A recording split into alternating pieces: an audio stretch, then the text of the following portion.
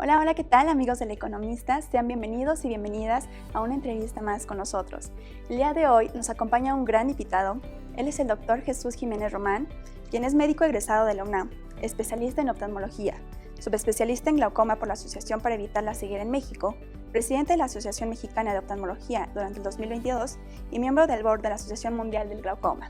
¿Cómo está, doctor? Es un gusto que con este currículum nos acompañe el día de hoy. ¿Qué tal? Muchas gracias, mucho gusto. No, al contrario. Gracias. Y el día de hoy nos va a venir a platicar sobre un tema que creo que es muy importante, que a veces no lo tenemos en el mapa, ¿no? Que es el glaucoma, una patología muy importante que se presenta en varios mexicanos. Entonces me encantaría que habláramos un poquito de esto, que nos platicara qué es el glaucoma y con qué prevalencia se presenta aquí en México. Mira, el glaucoma es una enfermedad silenciosa, es una enfermedad que produce ceguera irreversible. Okay. Se conoce como una neuropatía óptica que va a llegar a provocar un daño gradual y progresivo en la cabeza del nervio óptico, y esto va a provocar en consecuencia una pérdida también gradual y progresiva del campo visual. ¿De acuerdo? Hay veces que las personas relacionan al glaucoma como una enfermedad de la presión intraocular. Okay. Y no siempre es así. Hay pacientes que tienen presiones intraoculares normales y tienen glaucoma. Lo importante, el eje de la enfermedad está precisamente en el daño al nervio. Ok, y por ejemplo, en ese sentido, ¿cuáles son los factores de riesgo principales de esta patología? Eso es muy importante porque la mayor parte de las veces uno busca una causalidad, es decir, una causa, ¿por qué se produce esta enfermedad? En este caso no hay una causa, hay factores de riesgo, como bien lo acabas de mencionar. ¿Cuáles son los factores de riesgo mayormente relacionados con esta enfermedad?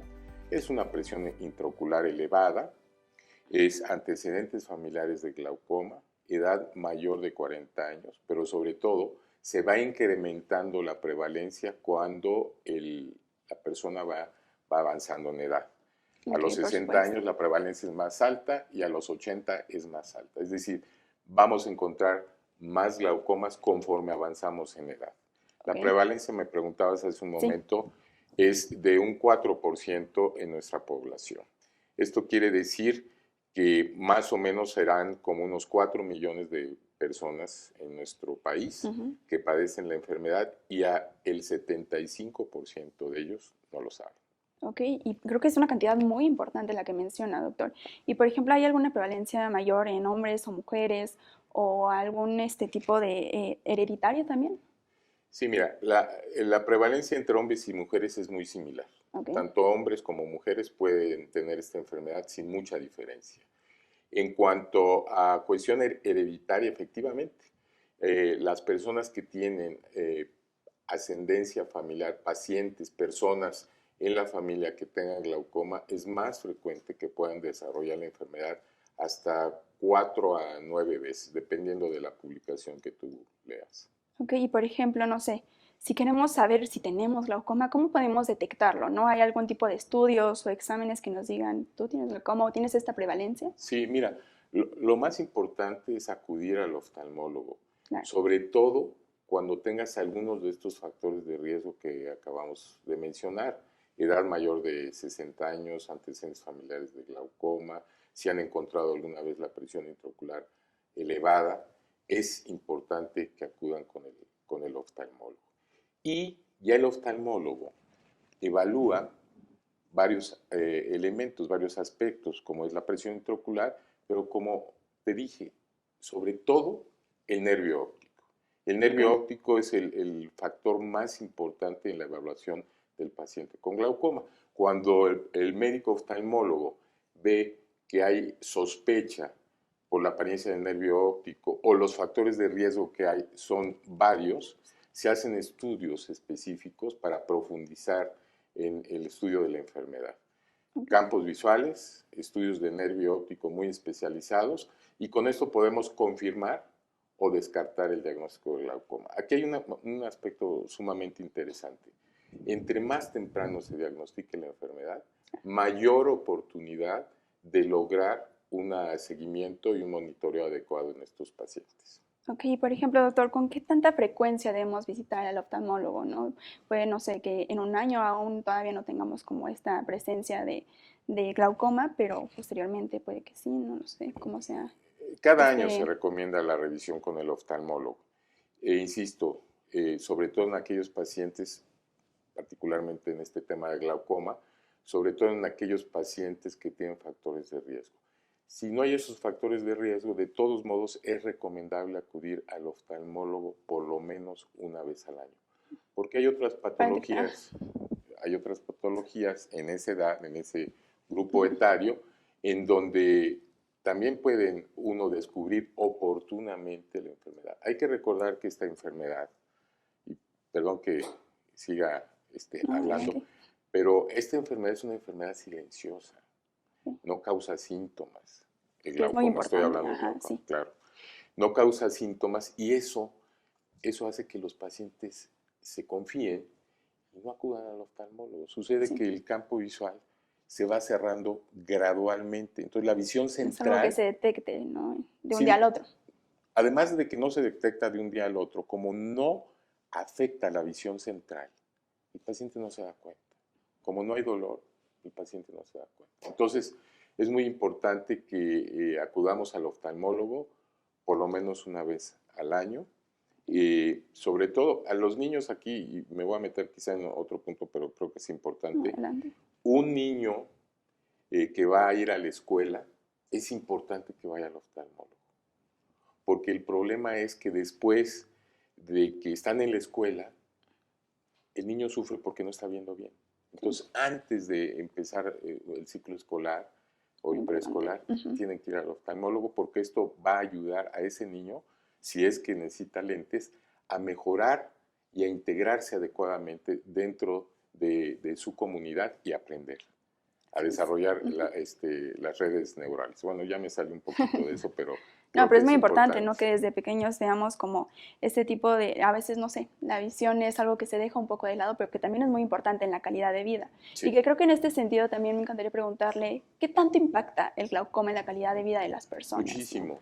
Imagínate tú, esto es algo que estábamos platicando, imagínate tú que una persona le dicen tiene glaucoma, no siente nada, estoy Ujú. viendo bien, no tengo dolor, ¿cómo que tengo Así es. glaucoma?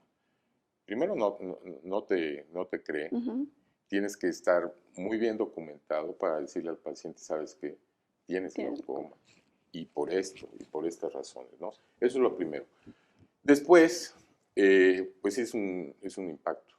He tenido pacientes que llegan al consultorio y me dicen, como en una segunda opinión, y me preguntan, no, fíjense que me dijeron que tengo glaucoma, estoy muy nerviosa, siento que esto eh, va a causar un problema muy importante en mi vida, me siento muy mal. Ujú.